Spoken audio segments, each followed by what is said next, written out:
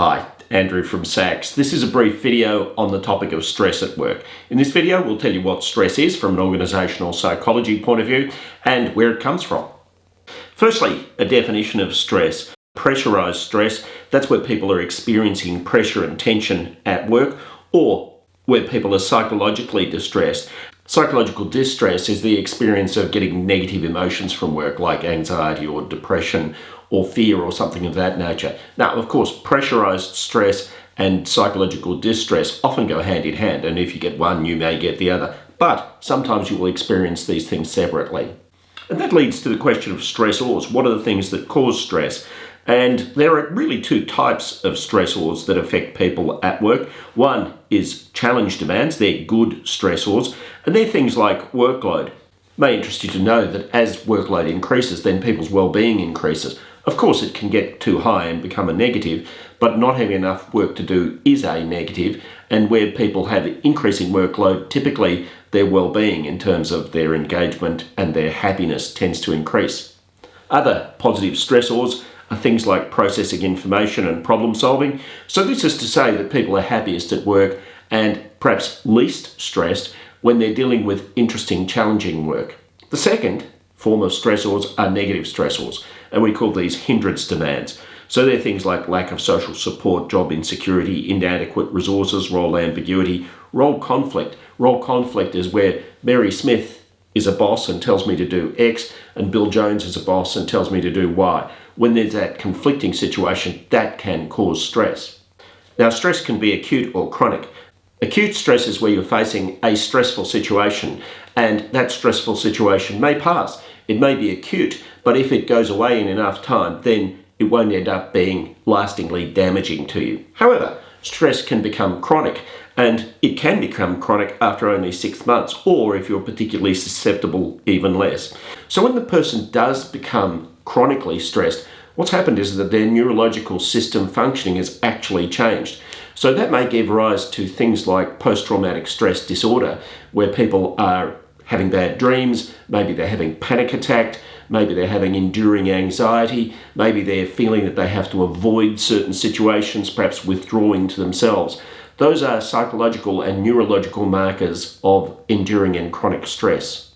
But a fascinating question is the question of whether people are similarly susceptible to stress. And the answer is no.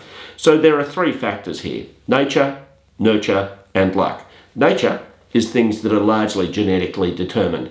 And so cognitive ability, how intelligent a person is, can have an impact on their stress sensitivity.